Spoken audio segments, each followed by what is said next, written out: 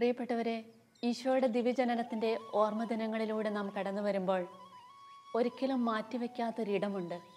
അത് പുൽക്കൂടാണ്. ഈശോ വന്നു പിറന്ന ഇടമായി നാം കാണുന്നത്.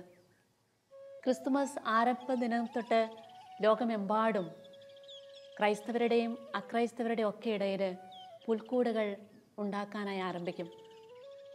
എന്താണ് ഈ പുൽക്കൂടിൻ്റെ ഒരു അനുഭവം ക്രിസ്തുമസ് ദിനങ്ങളിൽ നമ്മുടെ ജീവിതത്തിൽ പ്രായോഗിക തലത്തിലേക്ക് വരേണ്ടത്?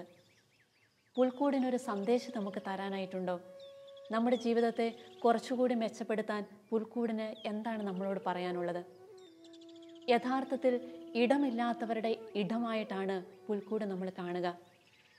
മൃഗങ്ങൾക്കുള്ള ഒരു ജീവിത അന്തരീക്ഷമാണല്ലോ. പക്ഷേ സ്വർഗത്തിൻ്റെയും ഭൂമിയുടെയും രാജാവായി കടന്നു വന്ന ദൈവം ഇടം കണ്ടെത്തിയതും ആ പുൽക്കൂട്ടിൽ തന്നെയാണ്. എന്തുകൊണ്ടാണ് ക്രിസ്തുവിന് പുൽക്കൂട്ടിലേക്ക് കടന്നു വരേണ്ടതെന്ന് ചോദിച്ചു കഴിഞ്ഞാൽ, ദൈവഹിതപ്രകാരമായിരുന്നു എന്നല്ല വചനം തരുന്ന മറുപടി, മറിച്ച് സത്രത്തിൽ അവന് സ്ഥലം കിട്ടിയില്ല എന്നുള്ളതാണ്. അപ്പോൾ പുൽക്കൂട് അവൻ്റെ മുമ്പിൽ മലർക്കെ തുറന്ന ഒരു വാതിലായിട്ട് പരിണമിക്കുകയാണ്. യഥാർത്ഥത്തിൽ അതുതന്നെയാണ് പുൽക്കൂടിൻ്റെ സ്വഭാവവും. ആർക്കും വന്നു കയറാൻ കഴിയുന്നൊരിടമായിട്ട്, എല്ലാവരെയും സ്വീകരിക്കുന്ന ഒരു നന്മയുടെ ഭാവമായിട്ട് പുൽക്കൂട് മാറുകയാണ്. അങ്ങനെയെങ്കിൽ നമ്മുടെ മനസ്സുകളിലും നമ്മുടെ ഹൃദയത്തിലേക്കുമല്ലേ പുൽക്കൂട് മാറ്റി സ്ഥാപിക്കേണ്ടത്? അവിടേക്കല്ലേ ദൈവം കടന്നു വരികയുള്ളൂ, അവിടേക്കല്ലേ ക്രിസ്തു വന്ന് ജനിക്കുകയുള്ളൂ. എങ്കിൽ ഈ ദിവസങ്ങളിൽ നമ്മൾ ചെയ്യേണ്ട ഒരു കാര്യം അത് തന്നെയാണ്.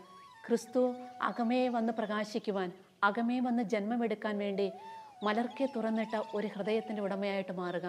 ജീവിതത്തെ ഒന്ന് പൂർണ്ണമായി ദൈവസന്നിധിയിലേക്ക് വിട്ടുകൊടുക്കുന്ന ഒരനുഭവത്തിലൂടെ കടന്നു പോകാൻ അനുതാപത്തിൻ്റെ ഒരു വഴി തിരഞ്ഞെടുക്കുന്ന ഒരവസ്ഥയുണ്ടാവുക.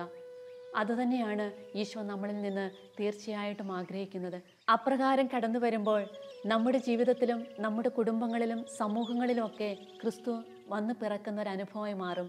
എന്ന് പറഞ്ഞാൽ രക്ഷകൻ്റെയും രക്ഷയുടെയും അടയാളമായ പുൽക്കൂട് നമ്മുടെ മുമ്പിൽ നിറഞ്ഞു നിൽക്കുന്നൊരനുഭവം. രക്ഷയുടെ ഒരു അനുഭവം എന്ന് പറഞ്ഞാൽ തീർച്ചയായിട്ടും നമ്മുടെ സ്വന്തം ശക്തി കൊണ്ട് സാധിക്കുന്നൊരു കാര്യമല്ല, മറിച്ച് ദൈവത്തിൻ്റെ കൃപയാൽ നമ്മുടെ ജീവിതത്തിലേക്ക് കടന്നു വരുന്ന ഒരു വലിയ ദൈവിക ശക്തിയാണ്. പ്രിയപ്പെട്ടവരെ, ഈ ദിവസങ്ങളിലൂടെ കടന്നു പോകുമ്പം നമുക്കും ദൈവത്തോട് പറയാനായിട്ട് സാധിക്കട്ടെ, യേശുവേ, നീ ഞങ്ങളുടെ ജീവിതത്തിൽ എഴുന്നള്ളി വസിക്കുന്ന ഒരു ഇടമായിട്ട് മാറത്തക്കവണ്ണം എൻ്റെ ജീവിതത്തെ ഒന്ന് ക്രമപ്പെടുത്താനായിട്ട് സഹായിക്കണമേ എന്ന് ചിന്തകളിലായിരിക്കണം ആ ഒരു ക്രമപ്പെടുത്തൽ ആദ്യമേ കടന്നു വരേണ്ടത്. മനസ്സിൻ്റെ ഓർമ്മകളിലും മനസ്സിൻ്റെ ഭാവനകളിലും ഇച്ഛാശക്തികളിലുമൊക്കെ ദൈവം വസിക്കാൻ തക്കവണ്ണമുള്ളൊരിടം ഒരുക്കി കഴിയുമ്പോൾ നിശ്ചയമായിട്ടും അവൻ വന്ന് പിറന്നതിൻ്റെ ഒരു അനുഭവം നമുക്കും ഉണ്ടാകും. ആ കന്നുകാലികൾ തീർച്ചയായും ജോസഫും മേരിയും കൂടി അങ്ങോട്ട് കയറി വന്നപ്പോൾ അവർക്ക് താമസിക്കാൻ വേണ്ടി ഒരു ചെറിയ അഡ്ജസ്റ്റ്മെൻറ്റ് നൽകിക്കാണും. തീർച്ചയായും അവരൊന്ന് വഴിമാറി കൊടുത്തു കാണും. ഇങ്ങനെ ഒരു വഴിമാറിക്കൊടുക്കലിൻ്റെ ചില അനുഭവങ്ങൾ കൂടി കൂട്ടിച്ചേർത്താൽ മാത്രമേ പുൽക്കൂട് ദൈവം പിറക്കുന്ന ഇടമായിട്ട് മാറുകയുള്ളൂ. മറ്റൊരു കാര്യം കൂടി നമ്മുടെ മനസ്സിലേക്ക് കൊണ്ടുവരണം. പുൽക്കൂട്ടിൽ ഈശോ വന്നപ്പോൾ അത് പിന്നീട് സ്വർഗത്തിൻ്റെ ഒരു അനുഭവത്തിലേക്ക് കടന്നു വരുന്നത്.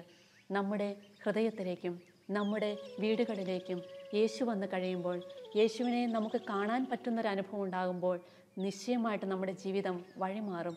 അത് വലിയ മനോഹാരിതയുടെ വഴിയിലേക്കാണ് വരിക. അവിടേക്ക് ഒരുപക്ഷെ പൂജരാജാക്കന്മാർ കടന്നു വരും. ആദരവോടുകൂടി എല്ലാവരും കടന്നു വരും. ആദരവോടുകൂടി പൊന്നും മീറയും കുന്തിരിക്കവും ഒക്കെ ഒരുപക്ഷെ നിന്റെ മുമ്പിൽ അർപ്പിക്കപ്പെടും.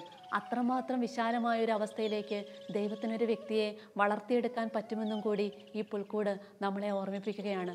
അങ്ങനെയെങ്കിൽ അതിനുള്ളൊരു സന്നദ്ധത ദൈവസന്നിധിയെ നമുക്ക് കൊടുത്തുകൂടെ?